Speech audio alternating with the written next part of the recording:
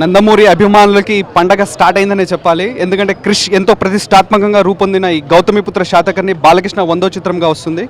మరి ఈ movie public review ఏంటో, పబ్లిక్ టాక్ ఏంటో తెలుసుకుందామా? Super super super. డైరెక్షన్ చాలా బాగుంది. డైరెక్షన్ సూపర్, చాలా బాగుంది. Dialogues awesome.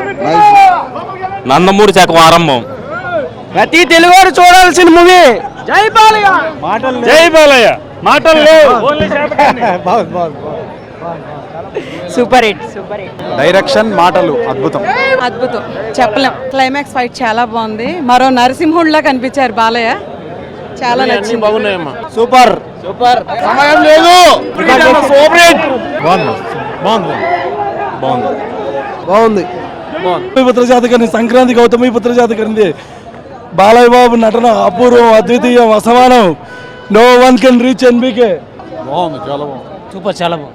సినిమా చాలా బాగుందండి. సంక్రాంతి ఇప్పటికీ బాలయ్య బాబుదే. ఈ ఇయరే కాదు, 2001, 2004, 2017, 2020 బాలయ్య బాబు సంక్రాంతి సినిమా చాలా బాగా వచ్చింది. మూవీలో హైలైట్ ఏంటంటే ఇంటర్వెల్ బ్యాంక్ కంటే ముందు 20 నిమిషాల 20 సెకండ్లు ఒక వారు ఉంటుంది. అద్భుతంగా ఉంటుంది, చాలా బాగుంటుంది వారు మాత్రం. ప్రతి ఒక్కరు చూడాలి సినిమా. తెలుగు వాడు అన్న ప్రతి ఒక్కరు కూడా సినిమా చూడాలండి. అంతే. సమయం లేదు మిత్రమా, శరణమా రణమా. 2017 సంక్రాంతి బాలయ్యదేనండి. ఎప్పుడు బాలయ్య సినిమా వచ్చినా సంక్రాంతికి ఖచ్చితంగా బాలయ్య కొడతాడండి. చాలా బాగుంది movie. Next CM to Andhra Pradesh is Balakrishna. చాలా బాగుంది. మన చరిత్ర గురించి తెలుసుకున్నాం. చాలా బాగుంది.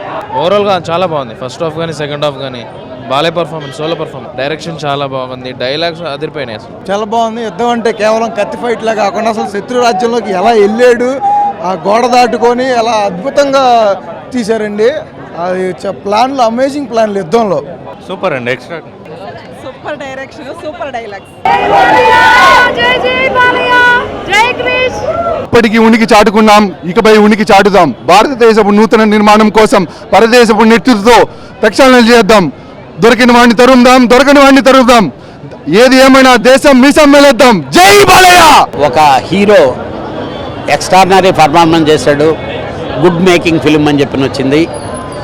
అసలు ఇప్పుడే తెలిసింది బాలయ్య బాబు గారికి ఈ మధ్యకాలంలో 3.75 రేటింగ్ రావటం అనేది వెరీ గుడ్ రిజల్ట్. ఒక సినిమాలో పర్ఫార్మెన్స్ మళ్ళీ రామారావు గారిని మరిపించాడని చెప్పి చెప్తున్నారు. డెఫినెట్గా బాలయ్య బాబుకి 2017లో పెద్ద హిట్ మళ్ళీ మేము ఇవ్వాలని చెప్పి ఆ భగవంతుని మనస్ఫూర్తిగా కోరుకుంటున్నాం.